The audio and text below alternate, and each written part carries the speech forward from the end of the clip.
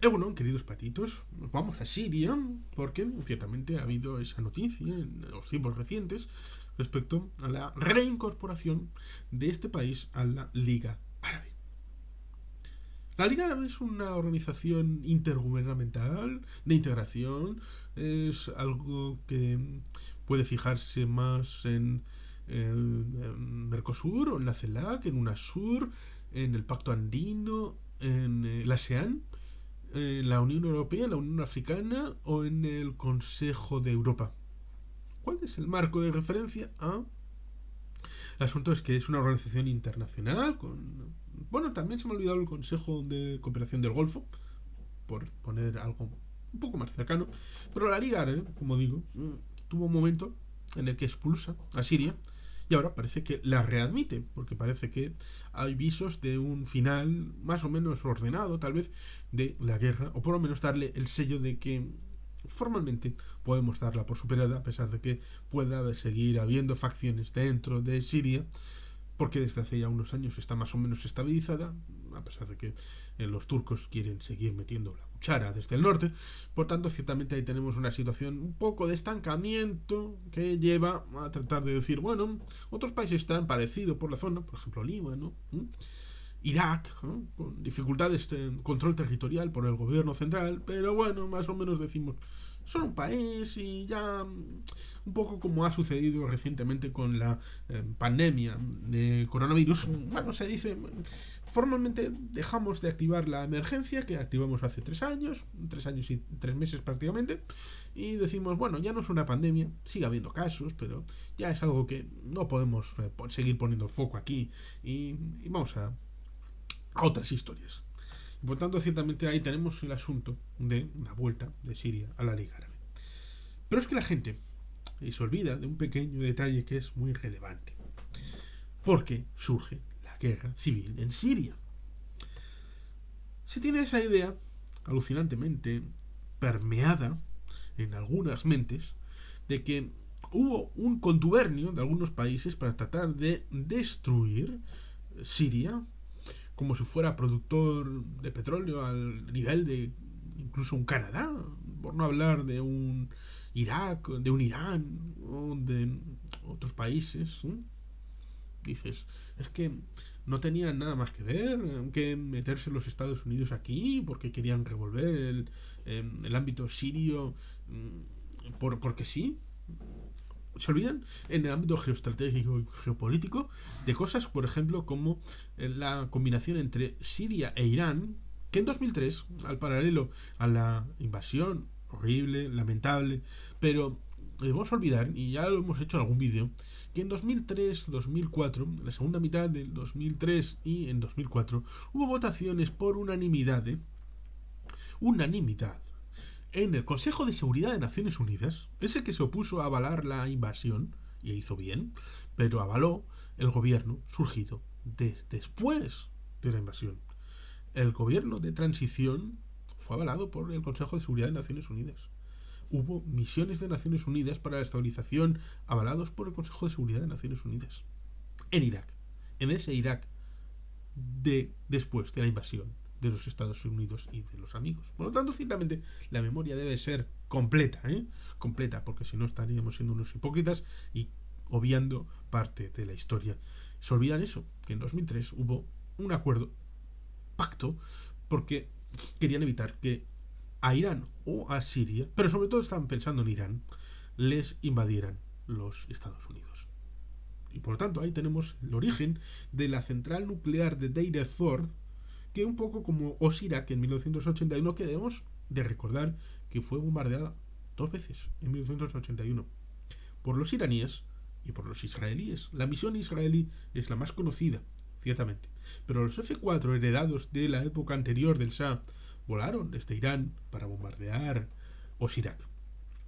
En 2007, Ehud Barak, que era ministro de Defensa, ordenó, con consenso del gobierno, el bombardeo de Deir ez-Zor y la central nuclear que estaba para construir con los de Corea del Norte, con tecnología de Irán y de Corea del Norte, una bomba atómica siria, lo cual le habría ayudado a tener los iraníes también una bomba atómica. ¿Se imaginan la situación actual o la generada después de la guerra civil con Siria con arma nuclear? ¿Dónde habría ido ese armamento nuclear? Son estas cosas que a veces uno olvida agradecer a este pequeño estado, por lo menos durante el siglo XX y comienzos del siglo XXI, una democracia ejemplar y económicamente sostenible como es Israel. Ya no me meto en el tema de los tribunales, la reforma judicial, Netanyahu, mis queridos amigos lo tratan en grupos de WhatsApp y tal vez haya algún conversatorio específico sobre el asunto en un futuro, ya veremos. Pero el asunto es ese, que geopolíticamente se olvidan de cosas que sucedieron en 2003 en paralelo con la invasión de Irak, como por ejemplo este acuerdo entre Siria e Irán, y también que Gaddafi le vio las barbas al lobo y acordó con Tony Blair, uno de los de la foto de las Azores. No podemos olvidar que participó en la invasión de Irak, por tanto es uno de esos sátrapas de la tiranía globalista occidental que quiere acabar con la paz. Pues con ese llegó a un acuerdo para entregar todo el material de armas de destrucción masiva de Libia en 2003, en paralelo con la invasión de Irak. Por tanto, ciertamente estas cosas hay que recordarlas. Lo mismo que a nivel geopolítico, a nivel interno. Había unos problemas de agua brutales. El precio de los cereales y de los alimentos estaba exorbitante. Había privatizaciones de empresas. Cosa que se suele decir, es que en Occidente se privatiza empresas. Descapitalización, por lo tanto, de partes del país. Hafez al-Assad y su hijo Bachar, que se entrenó en Londres, en el Reino Unido, lo mismo que Kim Jong-un estudió en Suiza, estudió en los mejores colegios de Suiza, pues Bachar al-Assad, hijo de Hafez al-Assad, estudió en los mejores colegios de Inglaterra. Y ahí entrenó a la desamortización de capital propio. ¿Para qué? Pues seguramente para poder tenerlo en su propiedad, pero controlado con empresas pantalla en otros países. Porque nunca se sabe lo que puede pasar, porque este país está controlado por la dinastía Al-Assad, que está dentro de una etnia que controla solamente el 10% de la población. El 90% de la población está fuera de la camarilla de poder. Por lo menos así era antes de 2011. Y por lo tanto, esa gente que no tenía poder en las instancias de poder de Siria, se cabreaban. Y por supuesto también, como en Jordania, tenemos una situación respecto a los elementos nómadas, que ni están aquí ni están allí, pero son parte del país y son parte de la toma de decisiones y se pueden cabrear y se pueden arrejuntar para decir, basta ya. Y por tanto, ciertamente surgió una oposición. Y esto es distinto a cuando en un país occidental hay una oposición y eclosiona cada cierto tiempo. En el momento en el que les pisas el callo, pueden salir a la calle y manifestarse. Pero en las dictaduras, la represión es continuada, sobre todo cuando es manejable. Y es como una gran olla a presión. Una olla a presión en la que la tapa está permanentemente puesta y no hay ningún tipo de vericueto por donde sacar esa presión de la olla. Y por lo tanto, ciertamente, cuando en un país occidental cuesta que esa explosión genere ruido a nivel internacional.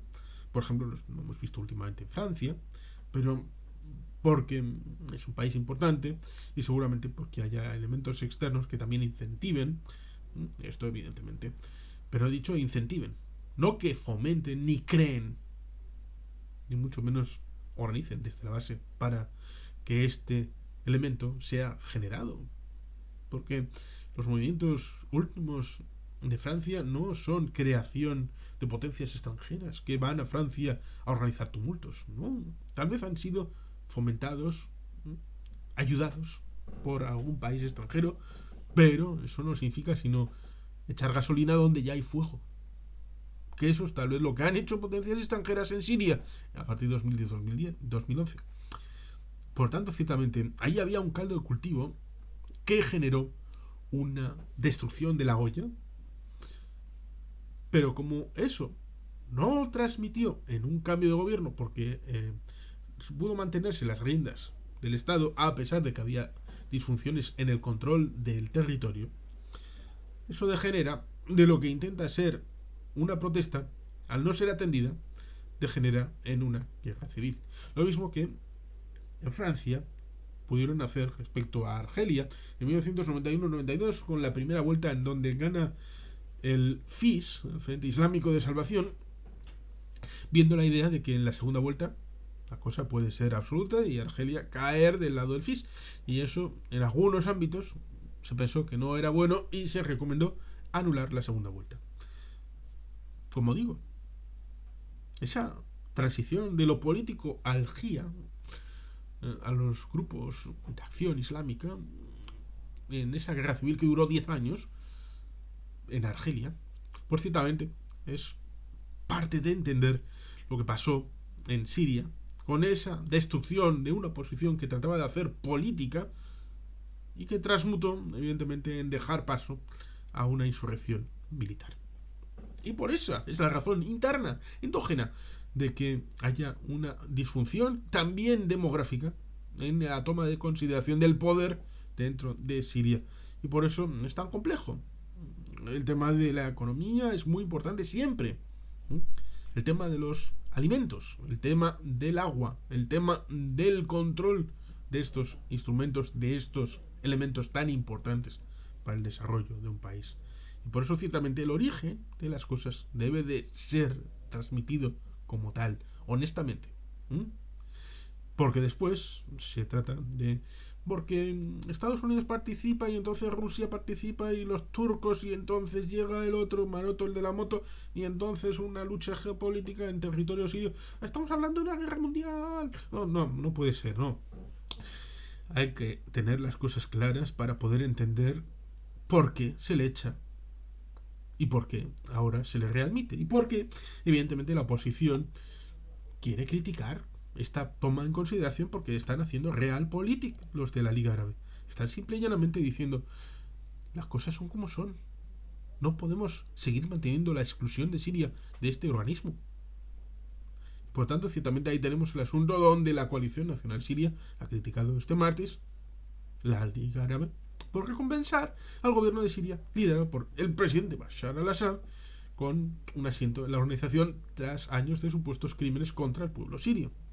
Devolver a Damasco a la Liga Árabe con la esperanza de una respuesta del régimen hacia un proceso político de transición es una decisión completamente equivocada y brinda una oportunidad para que aumente su brutalidad contra el pueblo sirio, ha precisado el presidente del organismo, Salem al-Melslet, en rueda de prensa. En ese sentido, ha afirmado que pese a que cada país es libre de tomar decisiones con respecto a su seguridad y estabilidad, la normalización de relaciones con Damasco no cambiará la verdad de las muertes, los desplazamientos, la destrucción y desaparición de miles de personas en el país.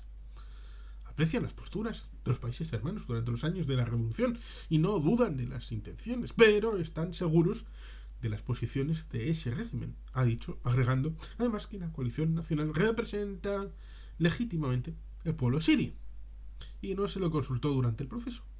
Los ministros de Asuntos Exteriores de la Liga Árabe, reunidos en el Cairo, acordaron readmitir a Siria a la organización, lo que significa un nuevo paso en la normalización de relaciones de Damasco con el mundo árabe, después de que esa misma semana se haya reunido con los ministros de Exteriores de Jordania, de Arabia Saudí, de Irak y de Egipto, con el homólogo sirio en Amán.